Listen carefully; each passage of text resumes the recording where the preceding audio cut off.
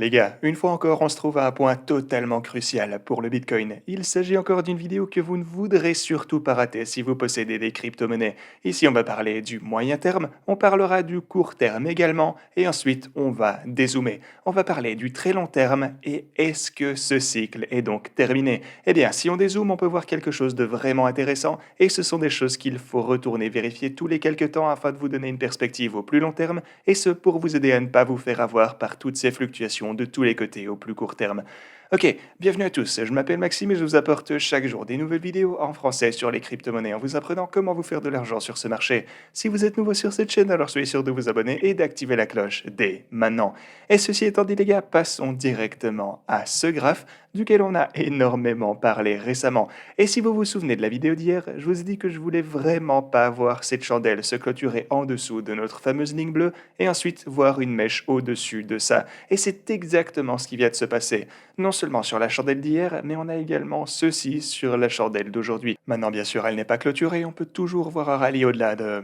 Eh bien, au-dessus de la moyenne mobile, mais tant que maintenant les gars, on assiste à ce que je ne voulais vraiment pas voir. Évidemment, c'est un signe bearish d'avoir une cassure de la ligne bleue, donc en perdant ce niveau, en le retestant, en ratant notre essai de le percer à nouveau. Donc ceci nous a dit que oui, il est plus probable qu'on soit sur le point de voir plus de baisse que de repercer notre fameuse ligne bleue, de redépasser cette ligne orange juste ici, et aussi pouvoir dépasser la ligne rouge qu'on a juste au-dessus de celle-là. Donc toutes ces lignes ici, eh bien elles sont en train de descendre et comme vous le savez, elles vont se comporter comme des résistances si jamais on devait voir une poussée de la part du Bitcoin.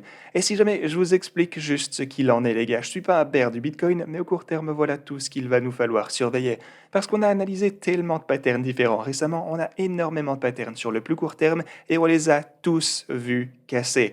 Tous les patterns au court terme ont raté et ceux qui nous restent sont les patterns au plus long terme. Ici, quand on parle du Bitcoin, du coup, sur l'intervalle hebdomadaire, ou alors, dans ce cas, un peu plus court terme sur le journalier. Et tout ceci tient toujours pas mal le coup tant que maintenant, mais c'est vraiment la dernière chose qu'on a pour qu'on puisse voir le Bitcoin tenir sur le court terme.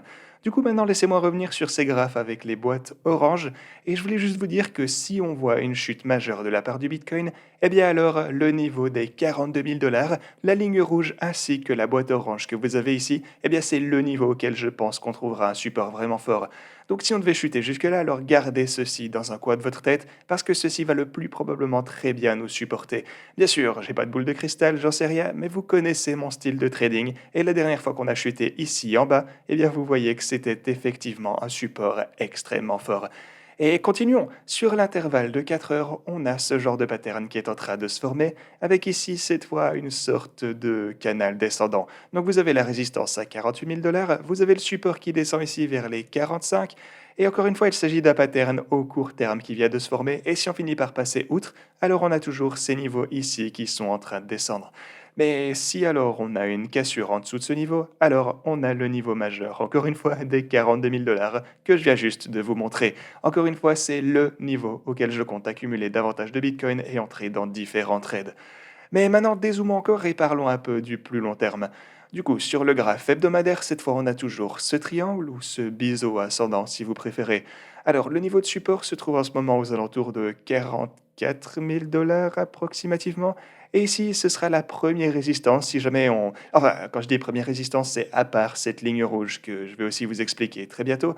Mais ceci sera donc le prochain niveau de support. Donc, vous avez cette ligne à 44 000 $ et ensuite, juste en dessous, vous avez le niveau de 42 000 $ juste là. Et je pense qu'à ce point, vous connaissez à le connaître. Mais tant que maintenant, il faut qu'on parle de ceci également. Là, on est sur le graphe hebdomadaire et c'est quelque chose que je vous montre depuis des semaines et des semaines déjà. C'est que ceci doit tenir le coup. Donc maintenant, on dirait que ça roule, ça nous supporte toujours, mais si on s'en approche un peu, vous pouvez alors voir l'équilibre fragile dans lequel on se trouve pour le moment. Parce que ce que vous pouvez voir ici, c'est que sur l'intervalle journalier, on se trouve en plein sur la ligne rouge juste là. Donc vous voyez qu'on forme des hauts plus bas ici, on forme une sorte de petit triangle là en fait sur le journalier, et ceci ne me rend pas spécialement super bearish pour le Bitcoin, attention. Ça veut juste dire que ouais, on pourrait simplement chuter encore davantage avant qu'on ne recommence notre ascension. On a juste un montant de pression de vente totalement dingue qui nous vient des whales en ce moment, et tous les acheteurs, tant que maintenant, n'ont juste pas réussi à soutenir le prix du Bitcoin. On a vu les données, et elles nous montrent que les whales ont transféré énormément de Bitcoin sur les plateformes d'échange, et ceci a commencé à m'inquiéter il y a plusieurs semaines déjà. Bien sûr, tout ceci invalide aussi ma théorie disant qu'on allait voir de grosses poussées après le 25 novembre alors qu'on entrait dans la période des fêtes, et à la place, le Bitcoin est simplement tombé comme une pierre juste après, ce qui a annulé le sentiment que j'espérais voir arriver après Thanksgiving ici. Les marchés traditionnels ont également chuté en plongeant super fort et en entraînant le Bitcoin et toutes les cryptos. Et bien sûr, on a aussi les whales qui ont transféré d'énormes montants de Bitcoin vers les plateformes d'échange en vendant alors qu'elles s'attendaient peut-être également probablement à un sentiment bullish après le 25 novembre. Donc voilà, dommage. Il faut juste qu'on passe à autre chose maintenant et bah ouais, encore une fois, 42 000, si on arrive là, alors j'achèterai plus de Bitcoin et on verra bien à partir de là. Donc ouais, tout ça pour vous dire, surveillez bien ce niveau les gars. Il s'agit d'une ligne super importante sur laquelle garder un œil. Ici, elle se trouve à 46 900 dollars approximativement. Mais si on chute de ce niveau, alors on perd un support au long terme, ce qui n'est vraiment pas une bonne chose qu'on veut voir. Sinon, j'ai parlé en vitesse des marchés traditionnels qui, eux, vont d'ailleurs ouvrir un peu plus tard aujourd'hui en fait. Donc vous pouvez voir qu'on est en dessous de la ligne orange ici à 4644. Et ce qu'on veut voir alors pour les marchés traditionnels quand ils vont ouvrir, ce serait un rallye forcément au-dessus de ce niveau. Et donc ici, si on n'assiste pas à ça, si on continue à marteler cette résistance et chuter encore davantage, eh bien alors ça va également affecter les cryptos, affecter les marchés des altcoins en général. Et j'ai pas besoin de vous faire un dessin, j'ai pas besoin de vous dire que c'est vraiment pas souhaitable pour les cryptos en général.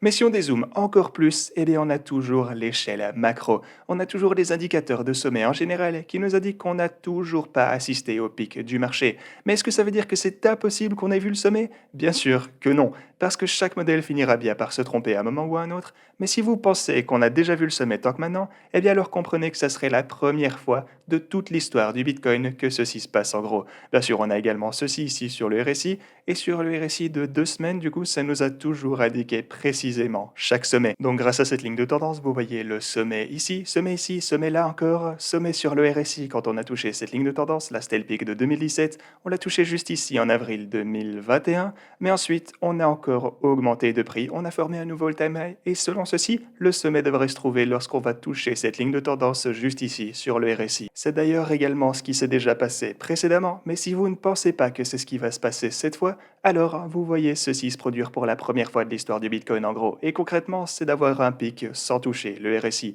Donc ceci tend toujours à nous dire qu'il nous reste de l'action haussière avant qu'on atteigne le sommet, et un autre indicateur qui nous dit la même chose, c'est le CMF qu'on a ici. Donc, sur le CMF, vous pouvez voir qu'on a également touché le sommet sur cette ligne de tendance macro juste là. On a eu ceci en 2013, on l'a touché ici. On a eu pareil en 2017 en la touchant juste là, mais maintenant il nous reste encore un bon bout de chemin avant de pouvoir toucher le sommet sur le CMF cette fois. Donc ouais, il faut simplement que le prix augmente encore pas mal pour qu'on puisse toucher ceci. Donc si vous ne pensez pas que, ou plutôt si vous pensez qu'on a déjà vu le sommet du Bitcoin en ce moment, alors vous pensez que ce modèle a également déjà perdu sa précision et qu'on a donc vu le sommet sans arriver à la ligne bleue ici, ce qui s'est pourtant produit durant chacun des cycles précédents. Mais voilà les gars, c'est tout ce que j'avais pour vous aujourd'hui, j'espère que vous avez apprécié cette vidéo et moi je vous dis à la prochaine.